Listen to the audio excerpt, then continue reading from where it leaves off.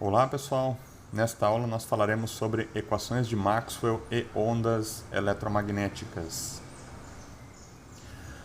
Hoje nós vamos rever aí as principais leis que nós estudamos ao longo do curso de Física 3 e a partir dessas regras nós vamos aí definir as chamadas equações de Maxwell para que elas nos permitam então determinar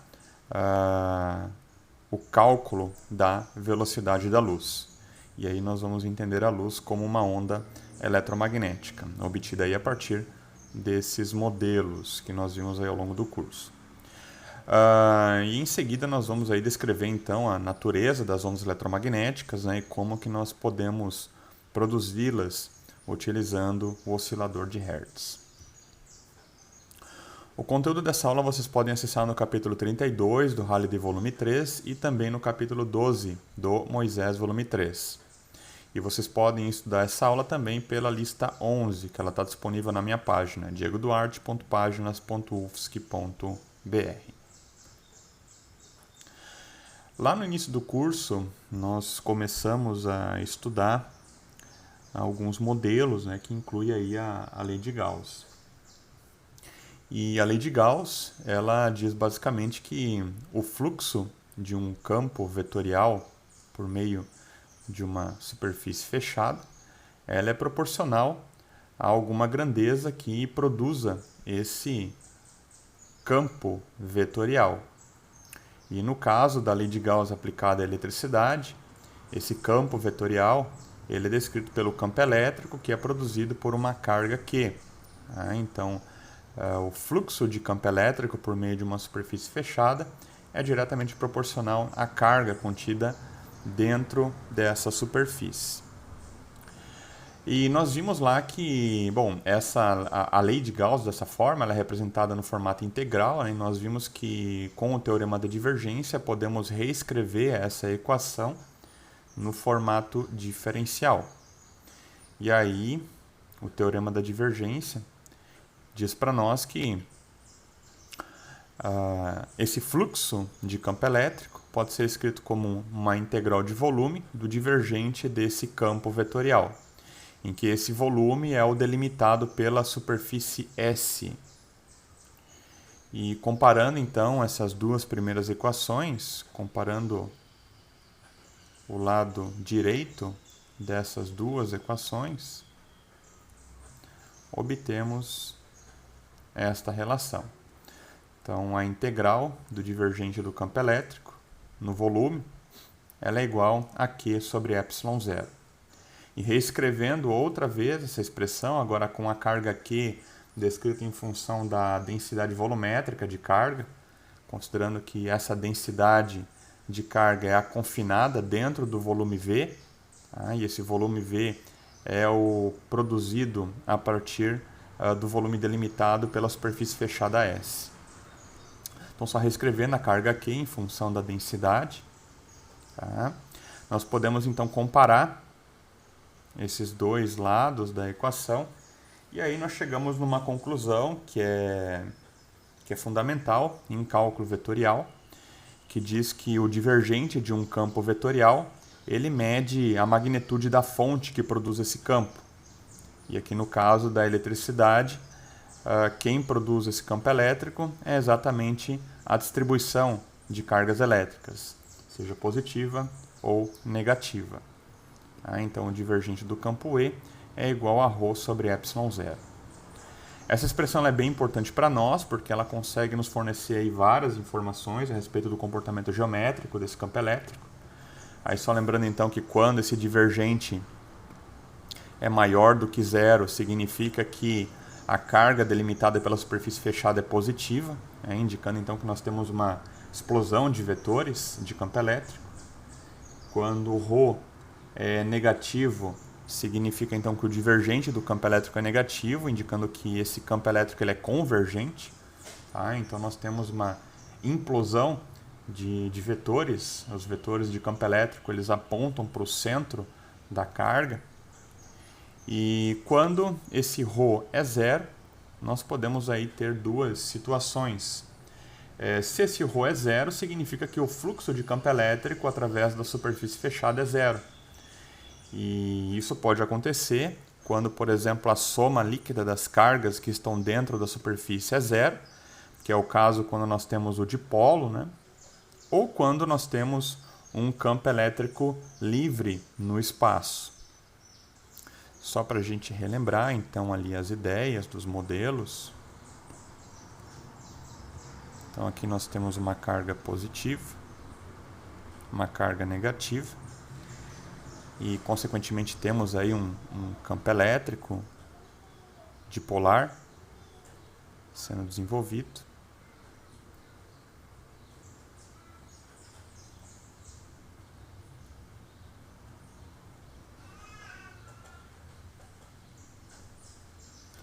De modo que, quando nós envolvemos aí esse dipolo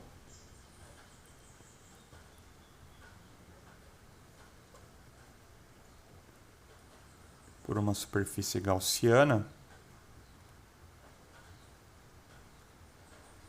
o fluxo de campo elétrico é zero.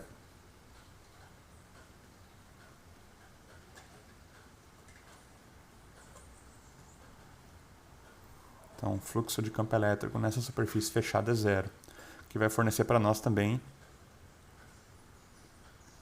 divergente do campo elétrico igual a zero. E ali, quando nós analisamos a lei de Gauss no formato diferencial, o divergente do campo vetorial fornece para nós a magnitude líquida da fonte que está produzindo esse campo elétrico.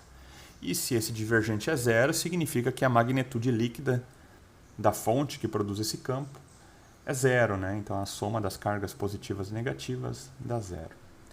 Além desse modelo, o divergente do campo elétrico ele pode ser zero se nós tivermos aí um campo elétrico livre no espaço. Tá? Então nós podemos ter aí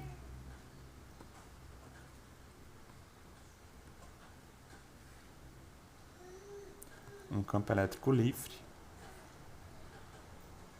A fonte por hora não importa, né? A questão é que quando a gente faz a análise do fluxo de campo elétrico numa superfície gaussiana fechada, o número de linhas que entram nessa superfície é igual ao número de linhas que saem. E aí nós chegamos também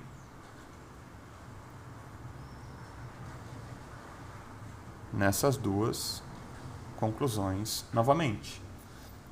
Então o fluxo de campo elétrico é zero e também o divergente do campo elétrico é zero. E então essa segunda condição ela vai ser bem importante para nós. Tá? Então quando nós temos aí que o divergente do campo elétrico é zero, uma das condições é que nós temos um campo elétrico livre no espaço. Tá? Então essa vai ser uma condição bem importante para nós daqui a pouco. E só para a gente relembrar então essas questões de convergência ou divergência, eu vou mostrar para vocês uns vídeos mostrando um pouquinho desses conceitos. Aqui nós estamos na página do Khan Academy e tem um artigo bem legal aqui na página deles falando sobre divergência. E existem uns vídeos que estão mais relacionados aí à mecânica dos fluidos do que à eletricidade. Mas a ideia de convergência e divergência do campo é a mesma. Tá? Imagine então que nós temos um fluido e ele é composto aí por várias partículas. Né? Imagina um fluido composto por água, e de modo que cada molécula pode representar uma partícula com velocidade de translação v. E aí, se a gente pensar no coletivo, no comportamento de todos esses átomos, né, com cada átomo, ou melhor, com cada molécula com uma velocidade v, a gente pode construir um campo vetorial. Né? E aí, dependendo ali de como o sistema está se comportando, esse campo vetorial ele pode ser divergente ou convergente. Aqui a gente tem um modelo de divergência negativa, que seria um campo vetorial convergente. Então nós temos as partículas se movimentando para o centro, né? E uma das situações que isso poderia representar é se a gente tivesse um ralo aqui, por exemplo, né? E essas partículas elas estão se movendo para o ralo. Aí que seria a situação de um semidouro, né? Que é quando nós temos então um ralo aí, ou alguma fonte que possa causar um rodamuinho, alguma coisa nesse sentido, né? De modo que essas partículas elas vão se mover com um campo convergente. Aqui a gente tem outra situação, que é quando o divergente é positivo, né? Então as partículas elas se movem para fora, né, em relação a esse centro, tá? Então nós temos uma explosão do campo vetorial. Aí aqui é a situação onde o divergente desse campo é zero, tá? Então o divergente desse campo vetorial é zero, o que significa que, obviamente, essas partículas não se movem num campo nem convergente nem divergente. E aqui o vídeo está falando que essa situação aqui é a situação de um fluido incompressível. Então vamos tentar rabiscar um pouquinho aqui só para entender essa ideia. Tá? Nossa aula obviamente não é de mecânica dos fluidos, mas como o vídeo ele comentou essa questão aqui de fluido incompressível, só vamos dar uma relembradinha ali nas equações de estado. Lá em mecânica dos fluidos, né, a gente tem uma equação que ela rege a evolução do sistema, que é a chamada equação da continuidade. Então, o divergente da densidade de corrente de massa é igual à derivada parcial da densidade volumétrica de massa em relação ao tempo. Então, o J ali para nós, ele é dado em quilograma por metro quadrado por segundo. Isso daqui é o produto da densidade volumétrica de massa vezes a velocidade das partículas que compõem aquele fluido.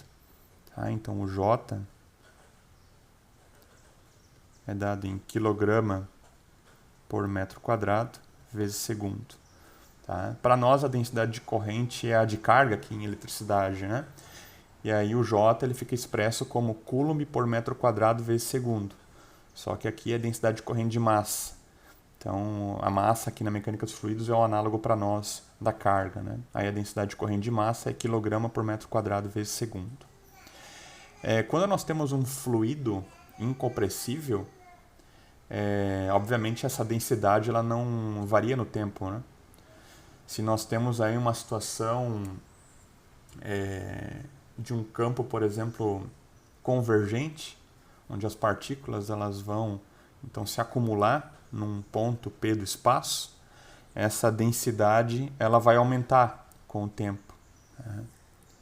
E aí vejam que se essa densidade aumenta, essa derivada aqui, ela vai ser positiva, o que vai indicar que o divergente dessa densidade corrente, então o divergente desse campo vetorial, vai ser negativo.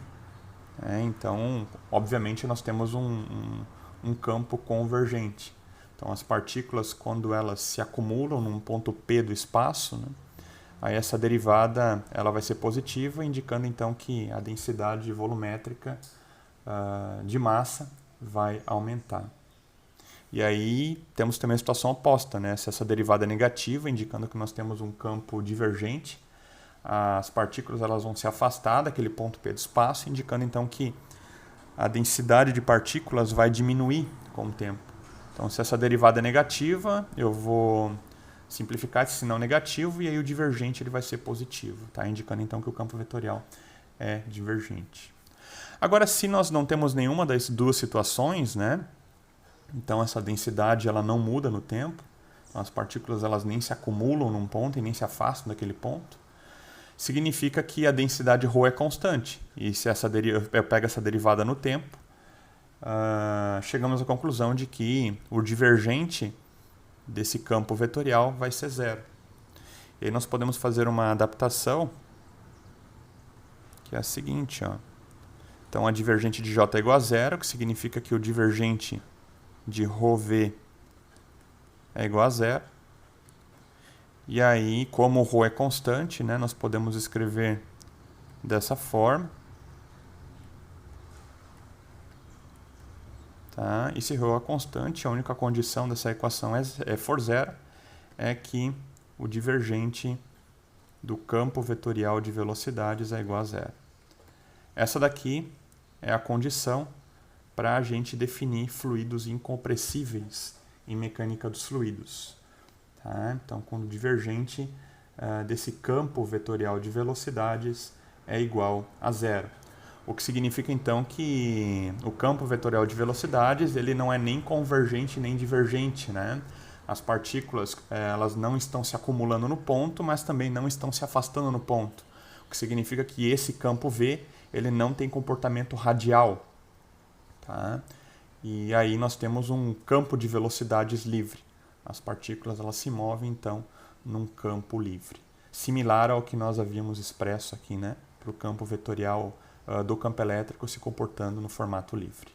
Tá? Então, essa equação de estado aqui, ela define a condição de um fluido incompressível, que é quando essa densidade de partículas não varia no tempo.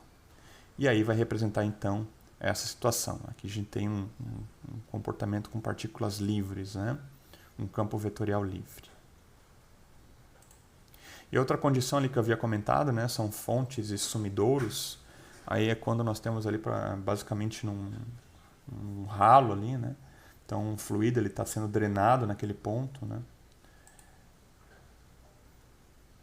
Então o fluido está sendo drenado, né? Nesse pontinho, tá? E aí nós temos a formação então de um campo vetorial convergente. E aqui nós temos a situação de uma fonte, né? Então o caso anterior era o tal do sumidouro, tá? O sumidouro então ele vai produzir um campo convergente e aqui a fonte vai produzir um campo divergente, tá? Então é como se esse pontinho estivesse fornecendo partículas que se comportassem então nesse formato divergente, tá? Então eu queria apresentar para vocês essas três situações de campo convergente, divergente e livre.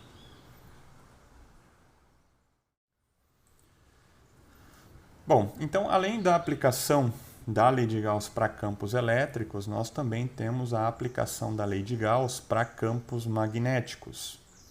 E a ideia ela é similar ao caso anterior. Só que a questão é que quando nós temos, por exemplo, um ímã, esse ímã ele vai produzir um campo magnético dipolar. E esse campo magnético dipolar, se nós envolvermos aí com uma superfície gaussiana, o fluxo ele vai ser zero, que indica que as linhas que saem de um ponto é igual às linhas que entram em outro ponto. Tá? Então o fluxo do campo magnético numa superfície fechada é igual a zero. E nós podemos reescrever a lei de Gauss no formato integral para o formato diferencial, aplicando aí o mesmo teorema da divergência. Tá? E aí nós chegamos à conclusão então que o divergente do campo magnético é igual a zero. Essa situação então, como eu comentei no caso anterior, ela pode indicar que nós temos um campo magnético sendo produzido por um dipolo ou um campo magnético também livre no espaço. Nós temos essas duas condições. Tá? Então é importante que fique bem claro essa informação. E essa então é a chamada lei de Gauss para campos magnéticos. Além dos dois casos da lei de Gauss, nós também temos a lei de Faraday. Nós já vimos aí, estudamos bastante a lei de Faraday nas partes finais agora do nosso curso. E nós vimos lá que a lei de Faraday, né, então se nós temos a variação de um campo magnético através de uma superfície, ela vai produzir um campo elétrico circular não conservativo. E aí nós chegamos nessa expressão para a lei de Faraday. a integral de linha do campo elétrico, né, ao longo de um caminho fechado, vai ser igual a menos a variação do fluxo magnético no tempo. Esse sinal de menos está vinculado à lei de Lenz. De modo que esse fluxo magnético nós podemos escrever como a integral de B escalar dA. Notem que aqui necessariamente eu não tenho uma superfície fechada, tá? Eu tenho uma superfície aberta. De modo que essa superfície ela é produzida por uma curva fechada, por um caminho fechado. Tá? Então, obrigatoriamente, eu tenho que ter um caminho fechado para delimitar então essa superfície S. E, de certa forma, isso é certificado porque o campo elétrico ele é produzido num caminho fechado. Né? Eu produzo aqui um campo elétrico circular. E nós podemos reescrever a lei de Faraday no formato diferencial utilizando o teorema do rotacional. De modo que o teorema do rotacional ele diz o seguinte: a integral de linha de um campo vetorial ao longo de um caminho fechado, ela vai ser escrita como rotacional daquele campo vetorial através da superfície delimitada por essa curva fechada. E aqui no teorema do rotacional ele traz informações bem interessantes. Notem que nós temos aqui uma superfície delimitada por um caminho C. De modo que esse caminho C ele tem uma orientação que é exatamente a orientação desse campo elétrico. Temos aqui um campo elétrico circular. Tá? E quando nós calculamos o rotacional desse campo elétrico, notem que essa curva ela está num plano. E quando nós calculamos o rotacional de um campo elétrico, ou melhor, o rotacional de um campo vetorial qualquer, nós estamos obtendo a direção do eixo de rotação desse campo vetorial. O que significa que esse vetor produzido pelo rotacional do campo elétrico, ele é perpendicular ao plano dessa superfície. Veja que nós temos aqui então a produção de um vetor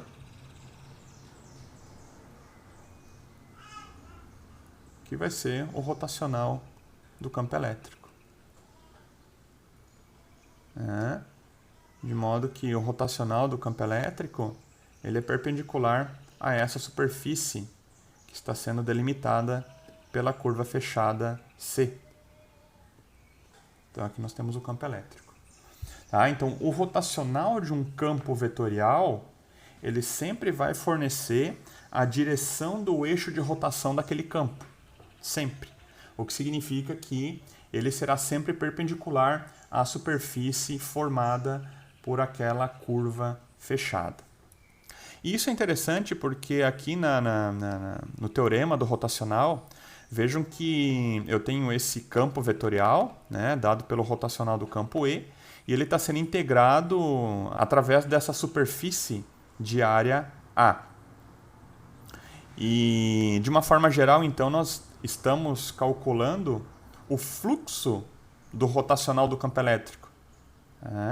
Então, o fluxo do rotacional do campo elétrico através dessa superfície S, ela é igual à integral de linha do campo elétrico ao longo desse caminho fechado. Tá? Então, é isso que o teorema do rotacional ele diz para nós. E fazendo a comparação entre os lados direitos aqui das duas primeiras equações, então comparando este lado com este lado, nós chegamos a essa expressão. Tá? Então, o cálculo do fluxo do rotacional do campo elétrico vai ser menos a derivada temporal do fluxo de campo magnético. Aqui nesse fluxo, eu vou assumir, obviamente, que quem produz esse campo elétrico é a variação de um campo magnético. Tá? Nós temos aqui a variação de um campo magnético. Eu estou assumindo que essa área A, por onde nós calculamos esse fluxo, é constante. Tá? Então, essa área aqui, ó, essa área A é constante, ela não muda. O que implica que eu posso reposicionar esse operador, então essa derivada temporal, aqui dentro da integral. E aí nós ficamos com a integral do rotacional do campo elétrico na superfície S igual a menos a integral da derivada do campo magnético na superfície S. E comparando os dois lados da equação, nós chegamos nessa conclusão. Tá? Então, só reescrevendo o que eu falei, ó.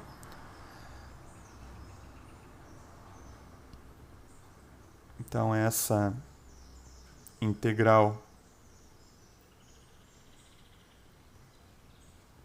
ela vai ser escrita como menos a integral ao longo da superfície S da derivada temporal do campo magnético escalar dA. Tá? Eu estou assumindo aqui derivada parcial, que eu estou colocando uma situação geral aqui. Esse campo magnético ele pode depender de outras variáveis, né? Um campo magnético dipolar, por exemplo, ele varia de acordo com a sua posição no espaço, suas coordenadas x, y, z no espaço. Então, eu estou assumindo que ele pode ser, por exemplo, uma função de x, y, z e também t. Tá? Então, por isso que eu estou representando pela derivada parcial e não a derivada total. E aí, aqui como eu escrevi, né, comparando os dois lados dessa equação, aí a gente conclui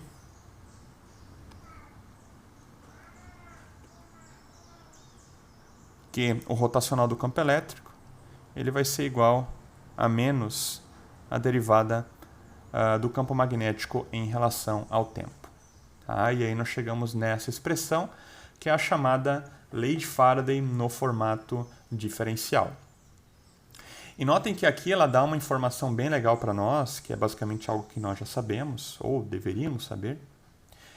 Nós vimos aqui que no teorema do rotacional, a integral de linha de um campo vetorial ao longo desse caminho fechado vai ser igual ao fluxo do rotacional daquele campo vetorial. E para nós aqui na lei de Faraday, quem produz o fluxo desse campo vetorial é exatamente a variação do campo magnético no tempo, que é algo que nós já sabíamos. Né? Então o objetivo aqui é descobrir nessa representação, né, quem é o campo vetorial que produz um fluxo nessa superfície que vai gerar, portanto, esse campo elétrico circular. E isso é algo que nós já vimos ali no estudo da lei de Faraday, que é basicamente a variação temporal do campo magnético no tempo. E por fim, nós temos aí a lei de Ampère. E a lei de Ampère, no formato integral, ela diz que a integral do campo magnético num caminho fechado é igual, ou melhor, é proporcional à corrente I passando por um condutor. Tá?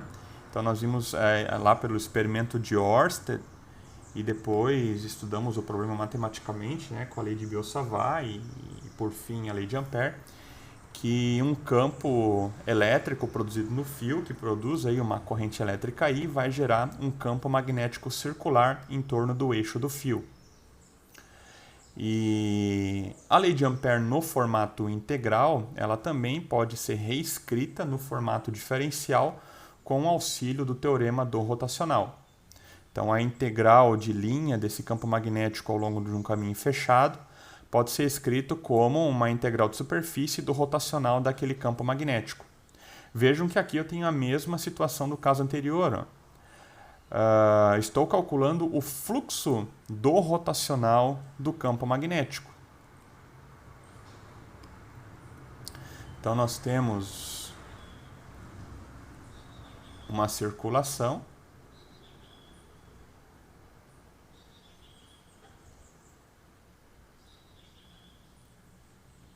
que é um campo magnético B, ele está sendo produzido ao longo de um caminho C, um caminho fechado C, e perpendicular a essa circulação, nós temos o rotacional desse campo. Tá? Então, o rotacional desse campo vetorial B, ele fornece para nós a direção do eixo de rotação desse campo.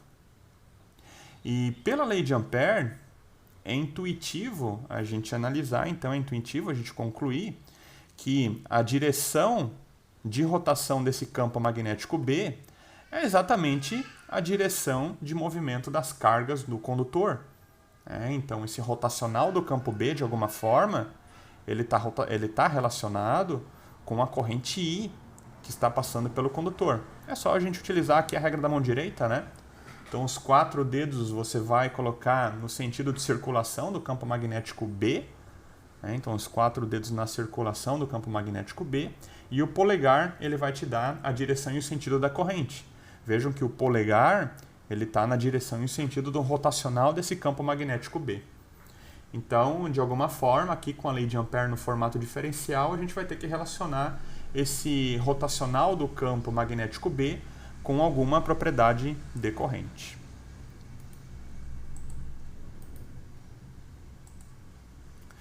E aí, então, comparando os lados direitos das duas primeiras equações, então, comparando esse lado com esse lado aqui, ó, tá, nós chegamos nessa expressão. Então, o fluxo do rotacional do campo vetorial B, ele é diretamente proporcional à corrente I, tá? É igual a μ0I. E eu posso reescrever essa corrente I em função da densidade de corrente J. Lembra lá em aulas passadas que a corrente I ela é exatamente a integral de J escalar dA, em que J aqui é a densidade de corrente elétrica. Dado em ampere por metro quadrado, ou coulomb por metro quadrado vezes segundo. E se nós fizermos uma comparação direta entre os dois lados dessa equação, nós chegamos à conclusão da nossa premissa, de que o rotacional do campo magnético vai ser igual, ou melhor, vai ser proporcional ao campo vetorial J. E aí então nós chegamos à lei de Ampère. Então, o rotacional do campo magnético vai ser igual a μ0J, o que faz todo sentido aqui para nós. Tá? Então, o rotacional do campo magnético ó, é μ0J. Então, quem produz esse campo magnético circular é exatamente o campo vetorial J. Tá? Então, é a corrente que está produzindo campo magnético, como nós já havíamos estudado. Então, essa é a lei de Ampère no formato diferencial. Bom, a lei de Ampère, ela funciona muito bem para materiais condutores. Essa corrente que nós vimos aqui, ó, essa densidade de corrente J, ela está vinculada com a chamada corrente de condução. Ou seja, ela está relacionada com o movimento de cargas elétricas através de uma determinada região, tá? Por um meio material ou por um meio não material. De qualquer forma, está vinculado ao movimento de partículas carregadas, tá? De partículas elétricas. Porém, existe uma situação em que nós temos a produção de um campo magnético circular sem a presença de cargas elétricas, sem a movimentação de cargas elétricas, que é o caso do capacitor com placas planas com vácuo entre as placas. Experimentalmente é observado que quando nós temos aqui o carregamento de um capacitor, então durante o carregamento nós temos a produção de uma corrente I pela fiação, e aí nós conseguimos observar que existe um campo magnético circular em torno do fio.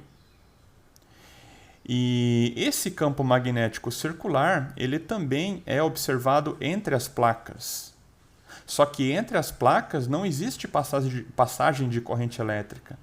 Se existisse passagem de corrente elétrica é porque nós, de certa forma, rompemos o dielétrico do meio, e existe então corrente de condução, existem partículas carregadas indo de uma placa para outra. Só que Se não existe ruptura do meio, significa que nós não temos movimentação de partículas, não temos movimentação de cargas elétricas aqui nessa região. Só que mesmo sem a movimentação dessas cargas elétricas, experimentalmente a gente observa um campo magnético circular. Tá? Então aí nós temos um problema com a lei de Ampère, porque ela de certa forma está incompleta. Porque aqui ela nos diz que esse campo magnético circular ele vai ser produzido quando existe corrente de condução. E nesse caso nós não temos corrente de condução. Tá? Então, durante o carregamento de um capacitor com vácuo entre as placas, é observado que existe um campo magnético circular, assim como produzido em torno da fiação externa. Porém, entre as placas não existe corrente elétrica. Desta forma, como é possível explicar a produção de um campo circular, de um campo magnético circular, por meio da lei de Ampère? Então, como que a gente explica isso? A resposta é: o modelo está incompleto e ele precisa, então, ser corrigido. É aqui que entra uma proposta do James Clerk Maxwell para fazer a correção então da lei de Ampère com a chamada corrente de deslocamento. Esse nome ele tem uma abordagem histórica, eu não vou entrar em detalhes sobre isso, mas o Maxwell ele basicamente propôs esse nome a partir de um modelo de linhas de campo magnético que foi construída pelo Michael Faraday. E esse modelo ele é bem diferente do que nós conhecemos hoje. Na época era muito comum os cientistas eles vincularem qualquer tipo de modelo a processos mecânicos, já que a mecânica era a física mais conhecida naquela época, né? E então o Faraday ele propôs um modelo de linhas de campo magnético com uma pegada da mecânica. E aí essa proposta do James Clerk Maxwell, né, foi em cima do modelo de Faraday e aí que surgiu o nome de corrente de deslocamento.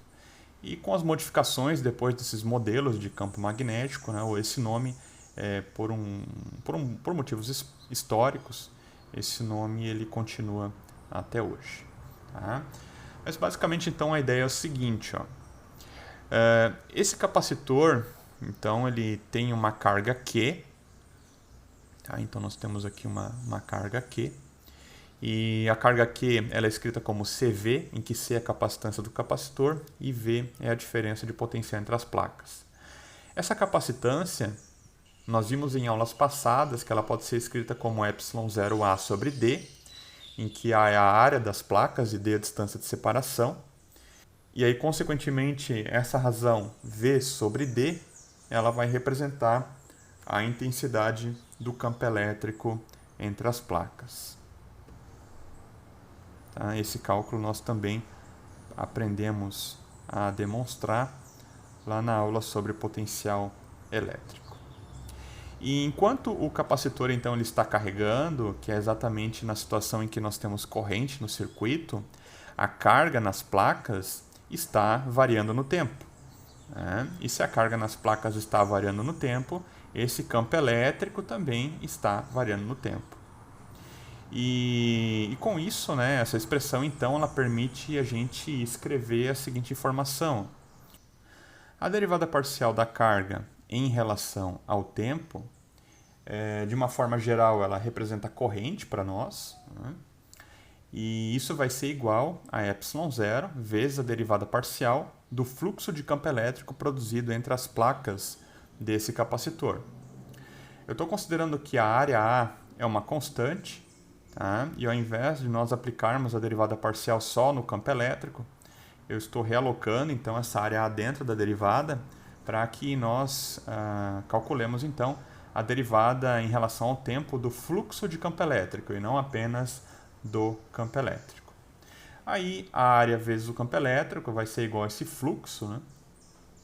E aqui, portanto, nós definimos aí uma nova ideia, um novo conceito de corrente elétrica, em que essa corrente I ela não está vinculada a uma corrente de condução de cargas, ela está vinculada à variação de campo elétrico no tempo. E essa é uma nova abordagem dada pelo James Clerk Maxwell, e ela mostra para nós então uma nova definição aí de corrente elétrica, tá? Que é uma corrente então produzida por variação de campo elétrico no espaço e não por condução de partículas carregadas. E aí esse novo termo, então, ele ficou conhecido como corrente de deslocamento de Maxwell, e posicionando, então, esse termo dentro da lei de Ampère, nós temos que o campo magnético circular produzido em torno do capacitor, ele fica escrito como μ0 vezes a corrente de deslocamento. E substituindo ali o termo, nós obtemos μ0 ε0 vezes a derivada de campo elétrico no tempo. Tá? Ou melhor, a derivada do fluxo elétrico no tempo. E esse termo ele é bem interessante porque é um análogo para a lei de Faraday. Lá na lei de Faraday, nós vimos que a variação de um campo magnético no tempo produz um campo elétrico circular. E aqui nós temos o contrário, né? A variação de um campo elétrico no tempo produz um campo magnético circular. Tá? Então, a corrente de deslocamento de Maxwell ele possui uma analogia com a lei de Faraday. E no caso geral, então, a gente pode escrever a lei de Ampère com a correção da corrente de deslocamento de Maxwell da seguinte forma. A integral de linha de B escalar dl ela vai ser igual à soma de dois termos agora. Um vinculado à corrente de condução de partículas elétricas e o outro vinculado à corrente de deslocamento. E, consequentemente, a gente vai optar por um ou por outro, dependendo da região em que nós fazemos a análise. Se a análise aqui, por exemplo, nesse exemplo do capacitor, ela é feita fora da região entre as placas, nós vamos assumir a corrente de condução. Logo, a corrente de deslocamento ela não entra no cálculo. E quando nós fazemos a análise da lei de Ampère entre as placas do capacitor, não existe corrente de condução, só temos corrente de deslocamento. Aí o primeiro termo então, é retirado da lei de Ampère e nós ficamos apenas com o termo proposto por Maxwell. Aí essa equação ela é, portanto, conhecida como lei de Ampère-Maxwell, tá? Que é quando nós temos a corrente de deslocamento inclusa dentro da lei de Ampère. E fazendo e reescrevendo então essa equação no formato diferencial, nós aplicamos aí o teorema do rotacional e aí nós concluímos então que o rotacional do campo magnético ele pode ser escrito como μ0j mais μ0 ε0 vezes a derivada temporal do campo elétrico no tempo.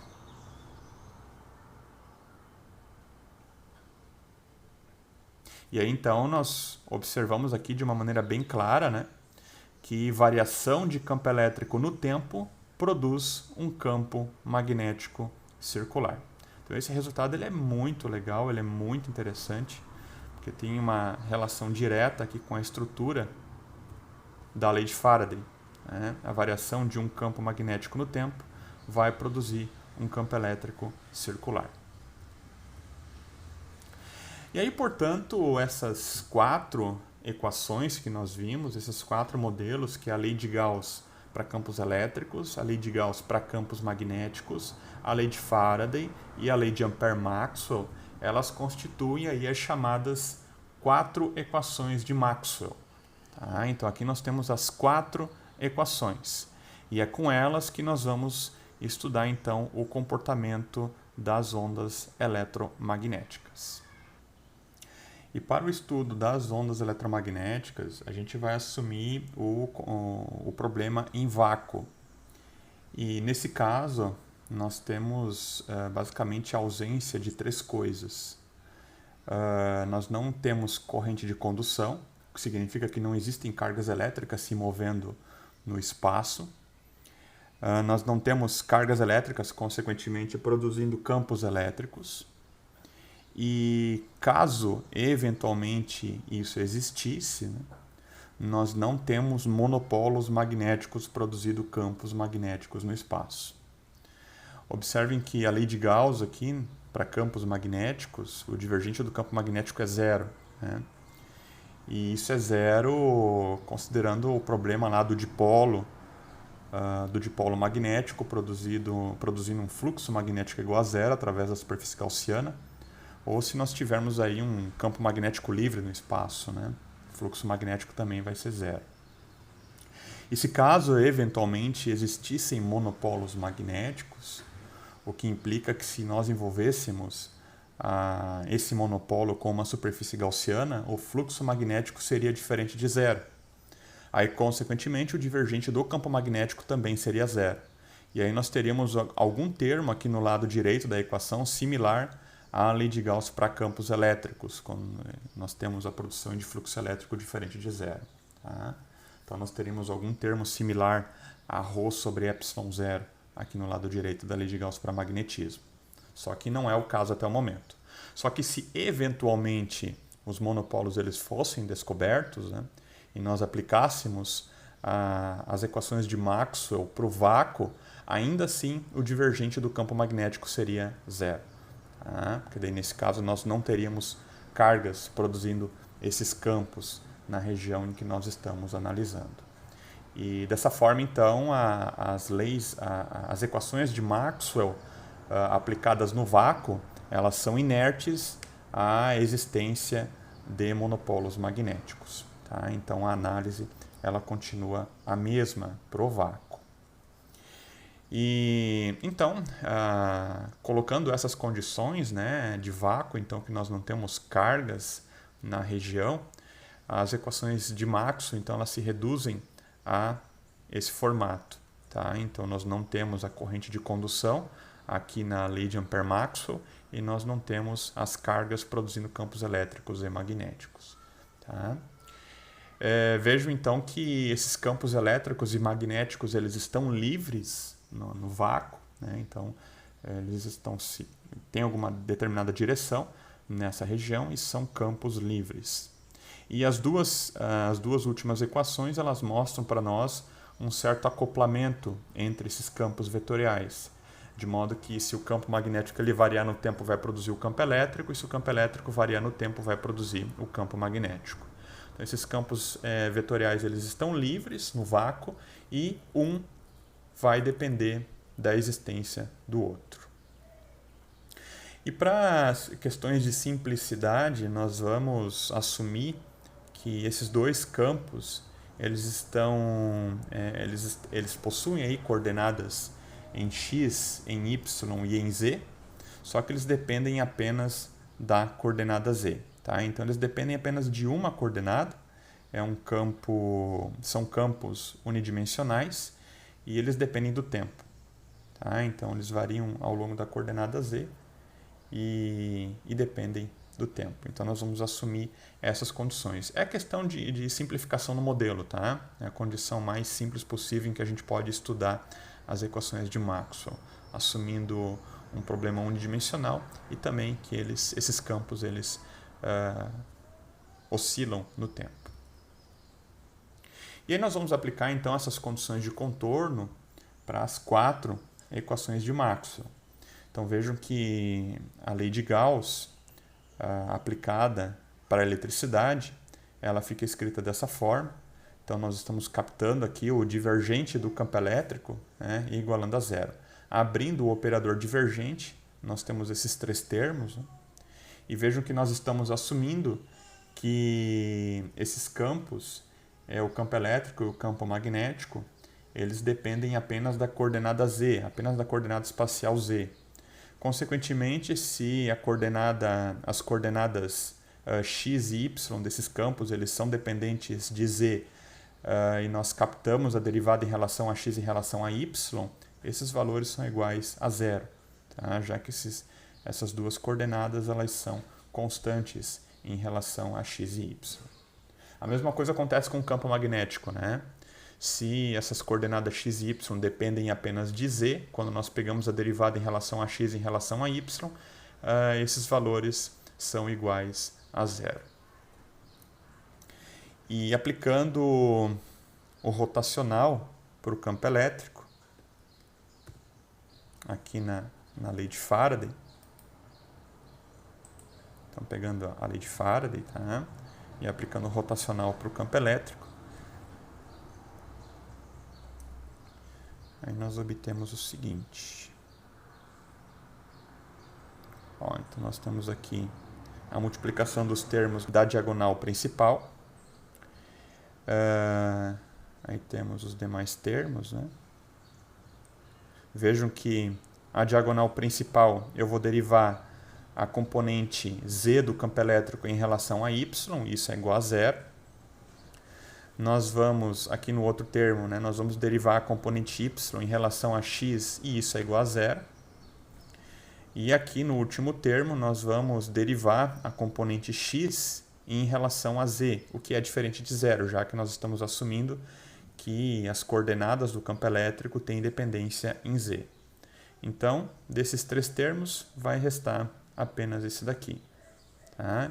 Então, y, versor y, que multiplica a derivada da componente x em relação a z.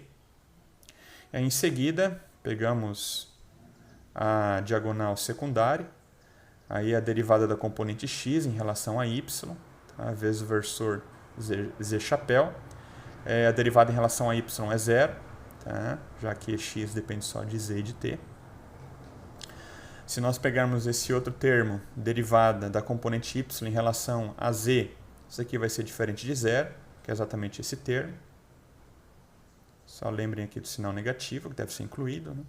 E por último, a derivada em relação a x da componente z.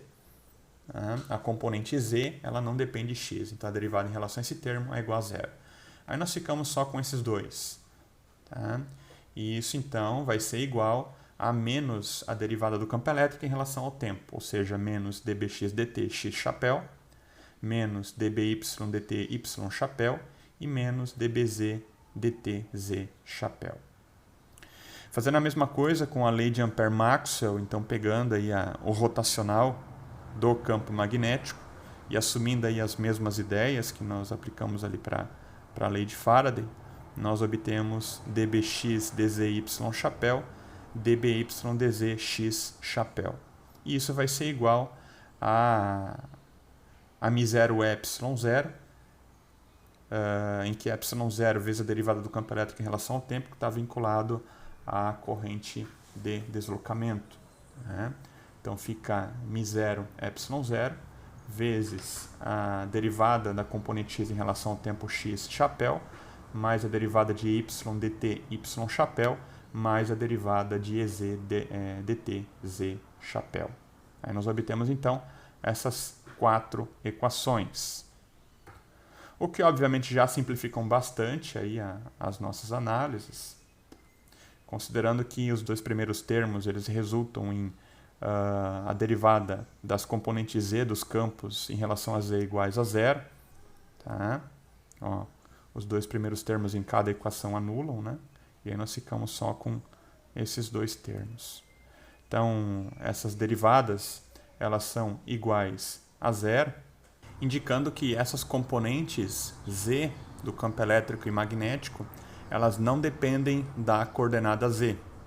E isso vai ficar mais claro quando nós visualizarmos a solução, ou melhor, a consequência do acoplamento dessas equações, que a gente já vai olhar daqui a pouquinho. Tá?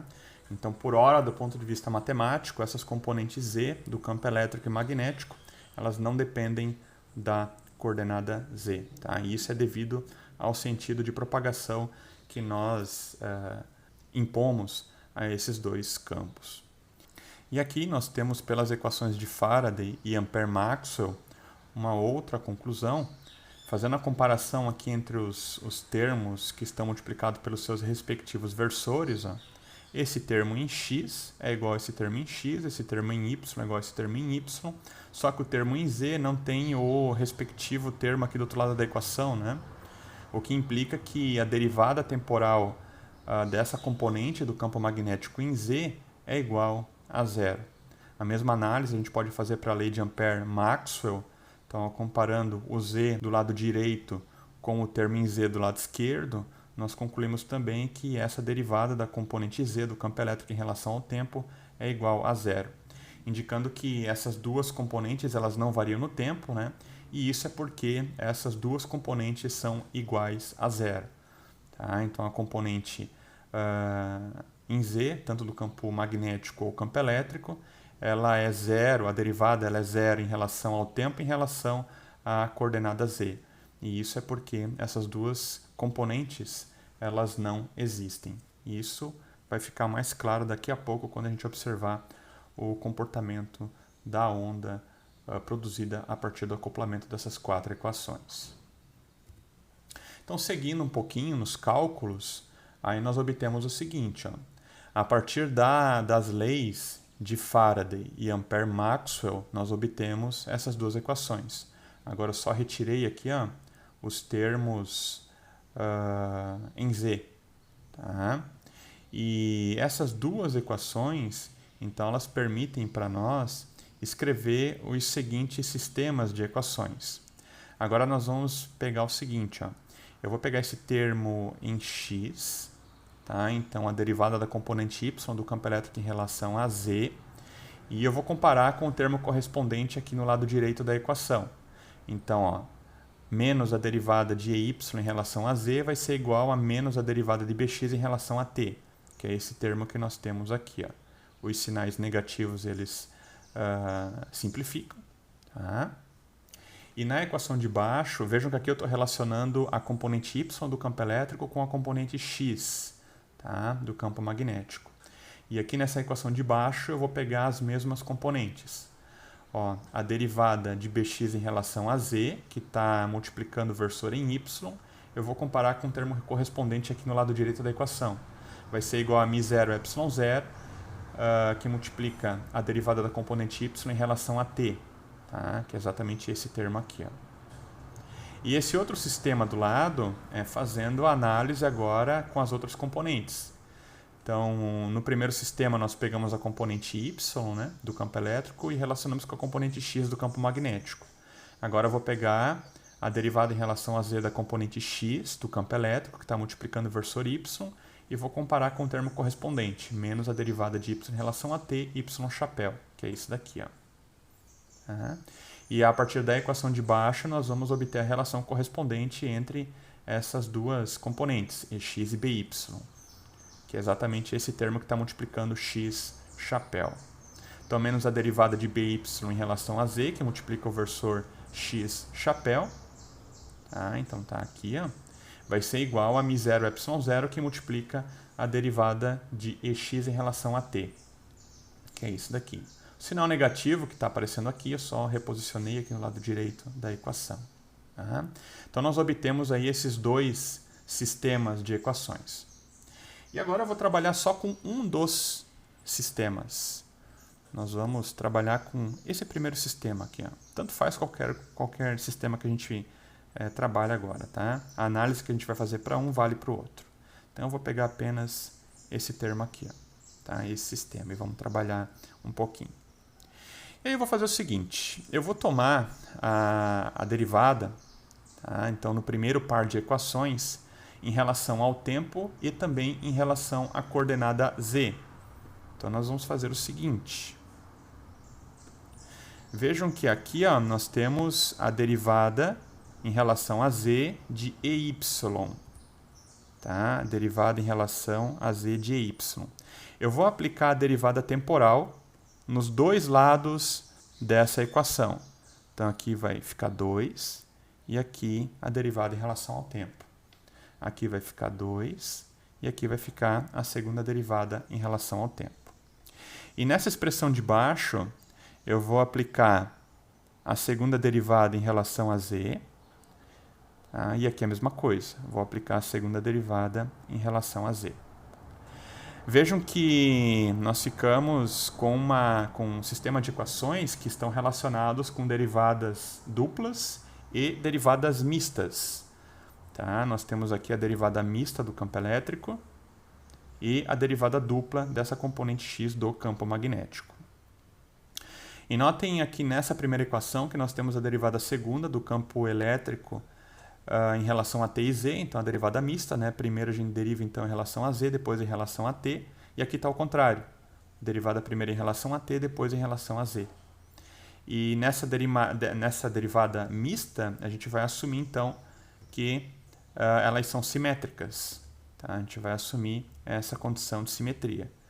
E existem os motivos para que isso aconteça, eu não vou entrar em detalhes agora, mas essas derivadas elas são mistas, tá? Então, se você não relembra, pega lá um livro de cálculo 2 e tenta entender quais são as condições para que a derivada mista de uma função, tá? De uma função escalar, ela seja simétrica. Tá? Então, tanto faz a ordem da derivada daquela função. Então, a gente vai considerar simetria dessas duas derivadas mistas, e isso permite para nós, então, se essa derivada é igual a essa, permite para nós, então, relacionar esse termo com esse termo. Tá? Então, olhando aqui nesse slide, ó, nós temos exatamente ali as derivadas que nós fizemos, né? E agora, então, no lugar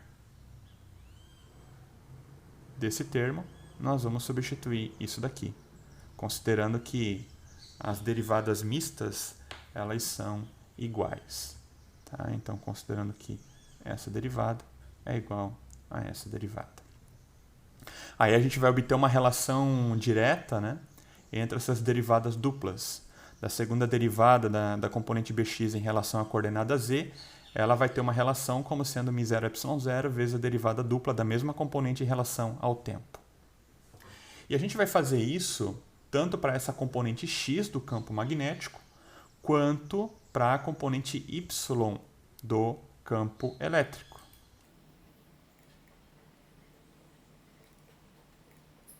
Tá? Agora, só que ao invés de eu aplicar a derivada temporal, então, nesse termo, eu vou aplicar a segunda derivada em relação a z, e aqui também a derivada em relação a z.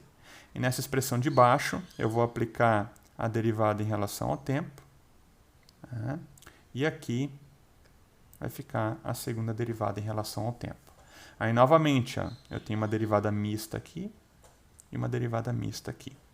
Aí a gente vai assumir que essa derivada mista é simétrica, então essas duas são iguais, o que permite para nós relacionar essa segunda derivada da componente y do campo elétrico em relação ao z com a segunda derivada de y em relação a t.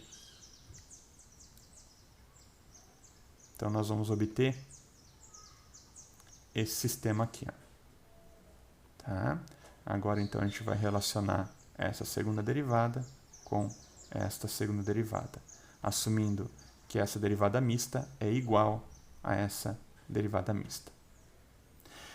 Fazendo isso, nós chegamos aí à conclusão de que a segunda derivada da componente x do campo magnético em relação a z, menos μ0 ε0, vezes a segunda derivada de bx em relação a t, é igual a zero. A mesma conclusão nós chegamos para a componente y do campo elétrico. A gente pode comparar essas duas equações com a equação da onda. Essa equação aqui é clássica, quando nós estudamos a propagação de ondas mecânicas, o que indica para nós que esses campos magnéticos e elétricos, eles se comportam como uma onda progressiva, já que essa equação ela descreve o comportamento de uma onda progressiva. Aqui a gente tem uma função f, que está se comportando como uma onda, e ela se propaga aqui na direção x com velocidade v. Fazendo a mesma analogia, né, com esses dois campos, a gente observa que essas componentes bx e y desses campos, eles se propagam como uma onda, portanto, na direção z, e possuem velocidade que é igual a 1 sobre a raiz de μ0 ε0. Tá? Então, fazendo uma comparação direta com essa expressão, a gente observa o seguinte, em que f se comporta como uma onda de velocidade v que se propaga na direção x. Tá? E fazendo uma comparação direta, então, dessa equação com as duas de cima, nós obtemos a seguinte analogia. 1 sobre v ao quadrado, ela vai ser igual a μ0 vezes ε0. Então, isolando a velocidade v e substituindo os valores da permeabilidade magnética e da permissividade elétrica do meio, nós obtemos a informação de que esses campos magnéticos e elétricos eles se movem no vácuo a uma velocidade de 2,99792 vezes 10 na 8 metros por segundo. Ora, vejam que esse valor é exatamente o valor que nós conhecemos aí para a velocidade da luz no vácuo. Tá? E aí, dessa forma, então, a gente pode concluir que a luz ela é formada por campos elétricos e magnéticos cruzados, o que origina aí o nome de onda eletromagnética. E é importante a gente ressaltar que na época em que o James Clerk Maxwell fez essas contas, já se sabia que a luz ela tinha um comportamento ondulatório, mas até então não era conhecida essa natureza do comportamento ondulatório. E também já se sabia por medidas experimentais a velocidade da luz. Então vejam que Maxwell aqui ele conseguiu descrever a natureza ondulatória da luz. E o resultado que ele obteve corroborava exatamente aí com os resultados experimentais da velocidade da luz. E aí, dessa forma, então, ele conseguiu mostrar que a luz se propagava aí no vácuo como uma oscilação cruzada de campos elétricos e magnéticos. E aí, então, originando o nome de onda eletromagnética. E aqui nós temos, então, o comportamento desses campos, né? Então vejam que aqui nós temos o campo magnético oscilando na direção X e um campo elétrico oscilando na direção Y. Tá? É exatamente a situação que nós temos aqui nesse quadro. Temos um campo magnético oscilando no plano, aqui ó, na direção X. Né? Então nós temos um campo magnético oscilando na direção X e esse campo magnético oscilando na direção Y. É importante a gente observar, né, que a onda eletromagnética ele é um fenômeno autossustentável, o que significa que a variação do campo elétrico cria um campo magnético e a variação do campo magnético cria um campo elétrico. Assim como nós vimos ali nas equações de estado, né, que descrevem a lei de Faraday e a lei de Ampère-Maxwell. A lei de Faraday ela mostra que a variação de um campo magnético no tempo produz um campo elétrico. E a lei de Ampère-Maxwell mostra que a variação de um campo elétrico no tempo produz um campo magnético. Então nós temos essas duas grandezas se autossustentando, um produzindo a outra e com a onda ela progredindo numa determinada direção. Aqui nós convencionamos na direção Z. Vejam que se eu pego aqui, por exemplo, o campo magnético, ó, aqui nós temos o eixo Z. Tá? Que é a direção de propagação dessa onda que nós obtivemos. Se a gente faz a análise aqui, ó, dessa componente X do campo magnético, né? Se eu analiso ao longo do eixo Z, vejam que para cada valor de Z, nós temos uma componente correspondente aqui do campo magnético projetada no eixo X.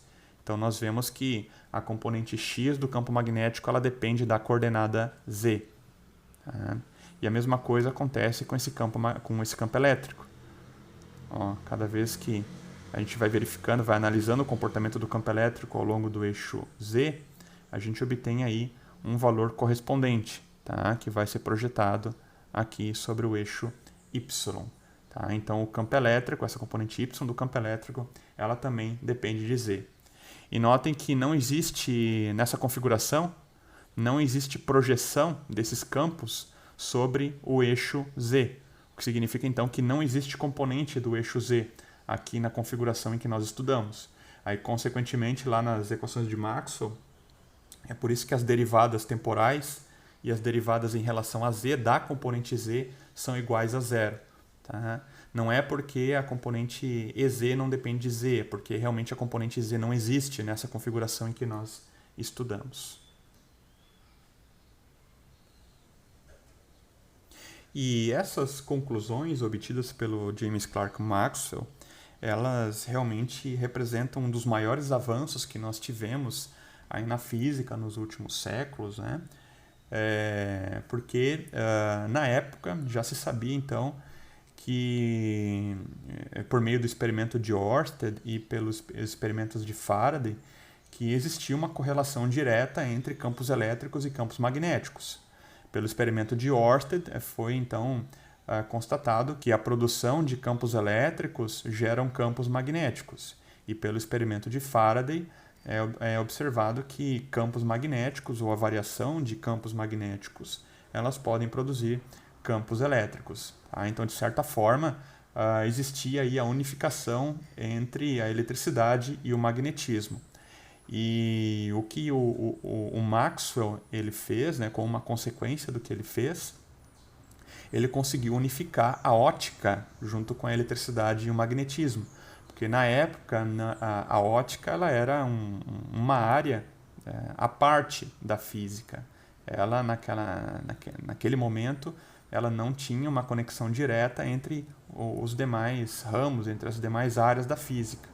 E isso é espetacular, porque então o Maxwell ele conseguiu colocar a ótica dentro da eletricidade e do magnetismo, considerando aí que ele mostra então que a luz ela se comporta como uma oscilação cruzada de campos elétricos e magnéticos.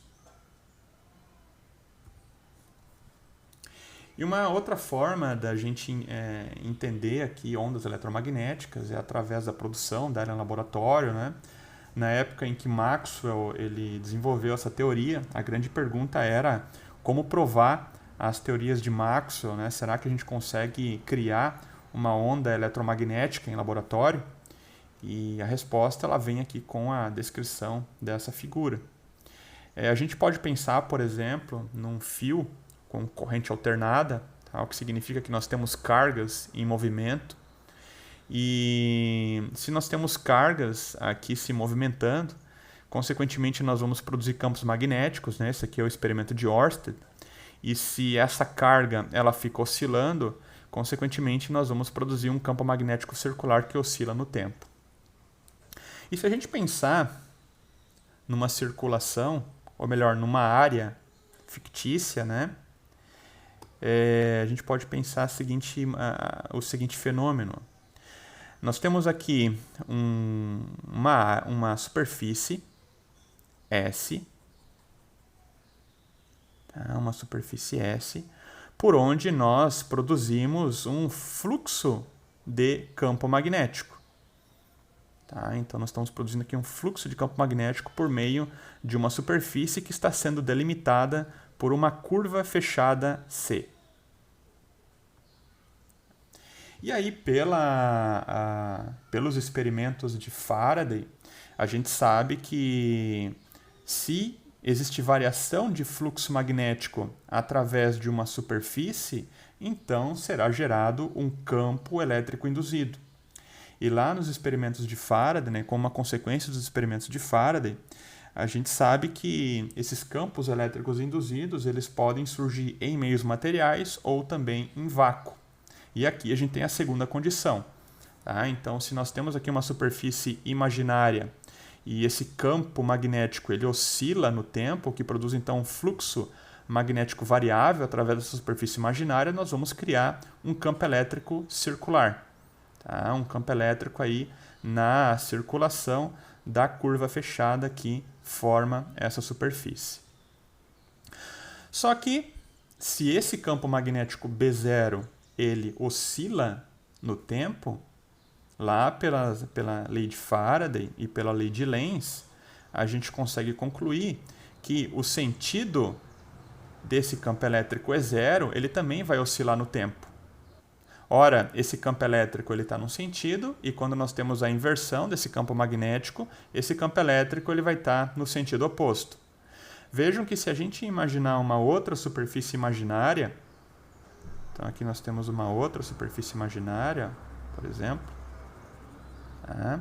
Nós temos aqui o campo elétrico num determinado ponto, ele está produzindo uma variação de fluxo elétrico.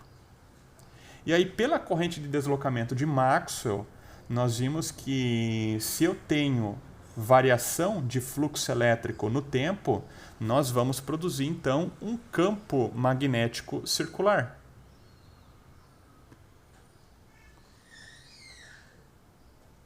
Então é exatamente esse campo magnético B1 que nós iremos produzir devido à variação temporal do fluxo de campo elétrico através de uma superfície imaginária S. Lembre-se lá que pela corrente de deslocamento de Maxwell, né, nós podemos criar esse campo magnético por meio da variação de um fluxo de campo elétrico em vácuo. E aí, por esses dois fenômenos, nós vamos criando aí, consequentemente, uma cadeia de campos magnéticos e elétricos induzidos. A variação, então, de fluxo de campo elétrico vai produzir esse campo magnético, a variação de fluxo magnético vai criar esse campo elétrico, a variação de fluxo elétrico vai criar esse campo magnético, e aí sucessivamente. E como consequência disso, né, nós vamos aí criar a propagação de uma onda. E vejam que aqui nessa análise, né, que esses campos elétricos, eles são sempre perpendiculares a esses campos magnéticos. O que obviamente então vai surgir, vai originar aí a produção de campos cruzados. Então nós teremos a geração de uma onda eletromagnética com campos elétricos e magnéticos cruzados. E essa análise que nós fizemos permite a gente concluir um dado bem importante para a física, tanto para a física clássica quanto para a física moderna, é que cargas elétricas aceleradas elas podem produzir ondas eletromagnéticas. E notem que essa produção acoplada desses campos elétricos e magnéticos, ou seja, a produção dessa onda eletromagnética, ela originou a partir da oscilação de elétrons nessa fiação. E se essas cargas elétricas elas estão se movendo, significa que existe um campo elétrico interno aqui dentro do fio. Tá? Então elas estão em constante aceleração. Seja se essa corrente ela for alternada ou não, né? Mas o que produz realmente o acoplamento, o surgimento desses campos elétricos cruzados é o fato dessas cargas estarem aceleradas e em movimento alternado. Tá? Então, cargas elétricas aceleradas elas podem produzir ondas eletromagnéticas. E o experimento que permitiu, então, fazer a detecção de ondas eletromagnéticas em laboratório, ela foi apresentada para a comunidade em torno aí de uns 20 anos após a teoria eletromagnética clássica ser produzida aí pelo James Clerk Maxwell. E esse experimento ele foi produzido pelo Hertz, tá?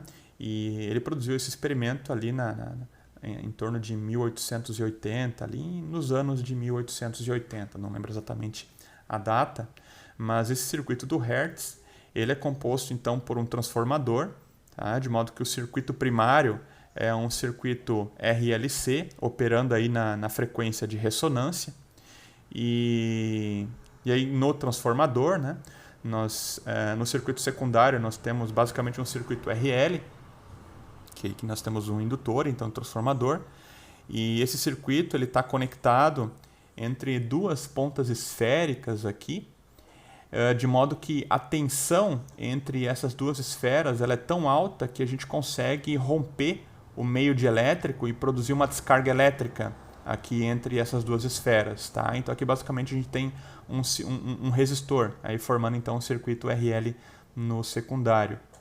E aqui, como eu tenho um transformador e uma fonte de tensão alternada, né, a gente vai produzir uma corrente alternada aqui nesse circuito. Então vejam que nós teremos cargas oscilando, tá, entre essas duas esferas.